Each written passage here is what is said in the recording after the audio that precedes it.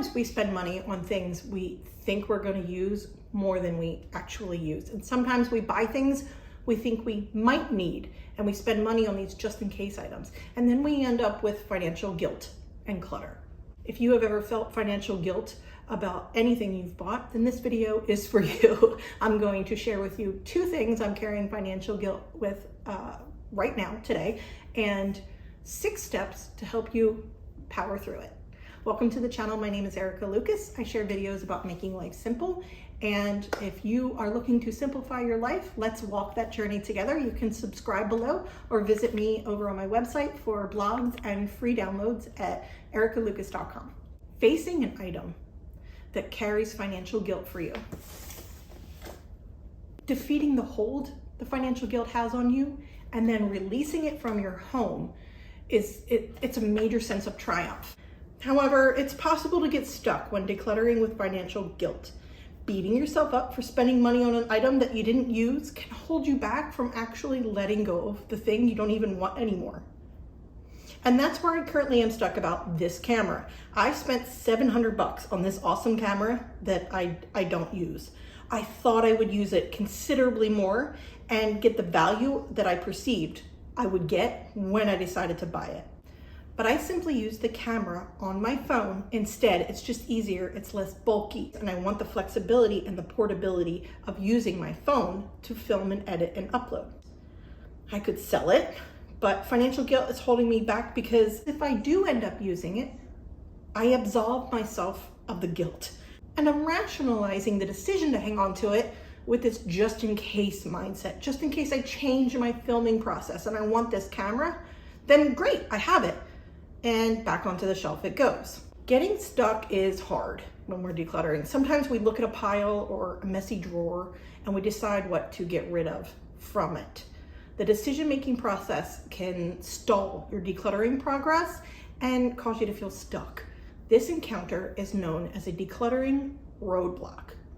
A decluttering roadblock is an emotion or a thought that prevents you from moving forward on your decluttering journey. Decluttering roadblocks include guilt, shame, time, volume, fear of failure. We're digging into guilt a little deeper in this particular video, and I want to give you 3 types of guilt that we pick up when we declutter: financial guilt, sentimental guilt, and gift guilt. Can we push through the guilt decluttering roadblock? Conquering this roadblock and clearing it from your path requires emotional strength, fortitude, and this strength comes when the thing you want is greater than the thing you have. That is the foundational theme of the decluttering motivation. When the thing you want is greater than the thing you have. When open space is what you want, but you have a cluttered space, the thing you want has to be greater for you than the thing you have. You have to be motivated and have enough momentum to change that, to give yourself open space. And so short answer is yes, you can push through a guilt decluttering roadblock. Let me give you 6 steps to do it. Acknowledge, identify, feel, accept, absolve, and release. Let's talk about the 6. Acknowledging that the guilt is there and present. Identify the purpose the guilt needs to perform for you today. Right now, the guilt needs to really make a mark and make me feel that financial pain. Feel the pain of the guilt, step 3. Over and over, I think how I would spend $700 differently now. It's how I chose to spend $700 2 years ago. It's not how I would spend $700 now on my business. That's not how I would spend the money. I have to feel the pain of that decision for it to have a lasting effect and affect future decisions. Accepting the guilt is a tough one for step 4, where you've got to just accept that you made the decision. You can't undo the decision. You've got to accept it and move forward. Moving forward, you're absolving the guilt. You are saying that I made this decision, it's okay, it was a good decision in that season of life, I'm in a different season of life now, and I need to absolve myself of that decision that I made 2 years ago with that money. And then the last step is to release it. I gotta let go of it. I haven't absolved myself of the guilt just yet. I could give it to my kids to use. I could give it to a family that doesn't have a camera but wants to take pictures of their kids. I could sell it. I could give it away to a family member. There's a lot of things I could do with it. I've applied these 6 specific steps for financial guilt to things in the past: clothes, homeschool supplies, kitchen stuff, holiday decorations. I have had to let go of financial guilt and release it from my life many times over. And sometimes I just get stuck on certain things or certain price tags that just act as a decluttering roadblock for me. We tell ourselves that if we keep it and we end up using it, that it wasn't a mistake to have purchased it. We're transferring and delaying the guilt by creating that loophole. But if we change our mindset and we think of a purchase as a past decision for a lesson today, it can help move us forward.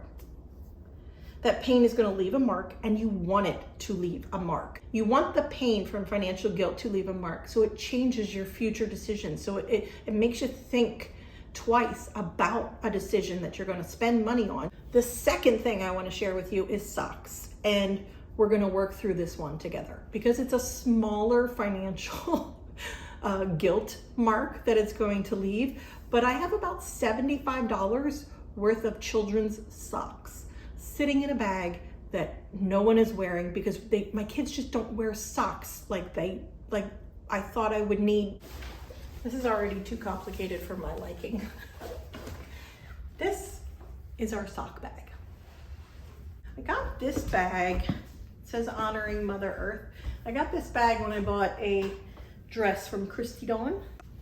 They sent it in a bag so you can reuse it. So I'm just gonna dump because that's the best way to go about this. Oh my gosh, okay. It's really not that much, but this is not the right vessel to keep socks in for my children because it gets too stuffed. They have too many socks. And I used to, when they were really little, everybody had the same socks because essentially everybody's feet were pretty close enough to the same size that I could get away with that. Made laundry very easy.